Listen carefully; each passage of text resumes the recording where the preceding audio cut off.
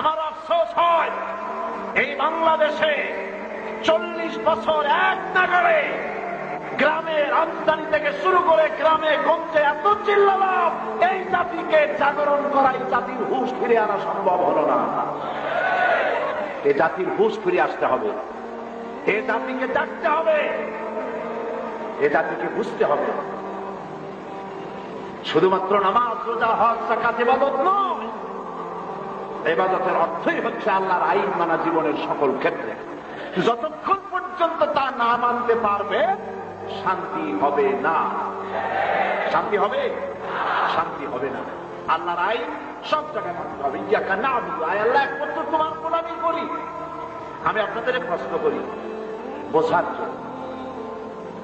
ঢাকায় একটা ছেলে, একজন লোক তার ছেলে বিবাহ দিবে অথবা মেয়ে বিয়ে দেবে, বিবাহ অনুষ্ঠানের সকল আয়োজন সম্পন্ন।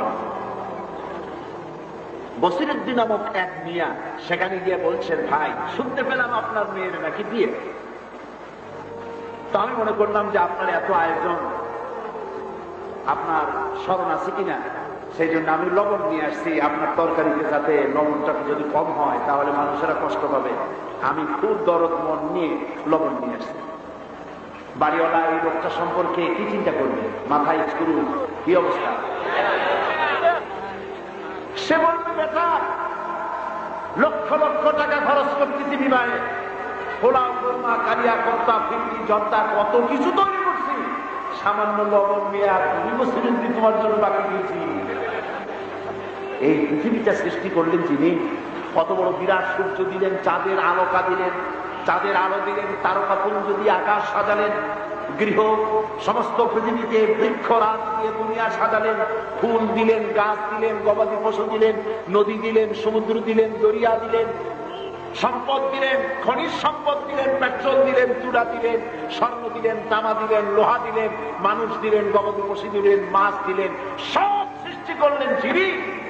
আইন তৈরি করা তোমার বাঁচানোর জন্য খুঁজে দিয়েছেন তিনি। একটা পাগল বিশ্বাস করতে পারে, কে বিশ্বাস করতে পারে? পাগল, বদ্ধ পাগল। আইন তৈরি করার ইখতিয়ার কার?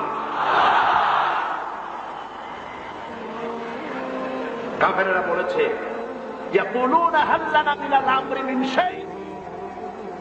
হে রাসূল, আইন প্রণয়নের ব্যাপারে আমাদের কি কোনো অধিকার নাই? হে রাসূল, আপনি যে আইন বানাইতেছেন, আপনি যে আইনের কথা বলছেন, এই আইনের মধ্যে আমরা একটুখানি সাজেশন, বুদ্ধি পরামর্শ দিব, এর কি কোনো সুযোগ নাই? আল্লাহ পাকের পক্ষ থেকে জবাব এলো, ইন্নাল আমরা কুল্লুহু লিল্লাহ। বলে দাও, আইন প্রণয়নের সবটুকু এখতিয়ার আল্লাহ পাক। আল্লাহ পাক মানুষের অভ্যাস জানেন, সেই জন্য আইন তৈরি করার অধিকারটা নিজের হাতে রেখে দিয়েছে। মানুষের জন্য এসেনশিয়াল, সব থেকে জরুরি জিনিস আল্লাহ নিজের হাতে রাখছে। যেমন বাতাস, যেমন পানি, যেমন অক্সিজেন, এগুলি কে হাতে রেখেছে? সূর্যের আলো কার হাতে? যেহেতু মানুষের স্বভাব আল্লাহ জানে, মনে সুযোগ পায় না, পাইলেই কয় ভাতে মারবো, পানিতে মারবো।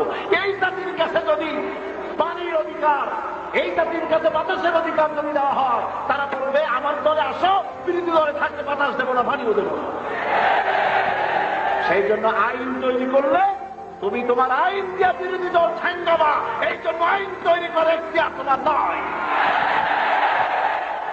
আইন তৈরি করার এখতিয়ার কার? ইন্নাল আমরা কুল্লুহু লিল্লাহ। আইন তৈরি করার এখতিয়ার কেবলমাত্র আল্লাহ রাব্বুল আলামিন।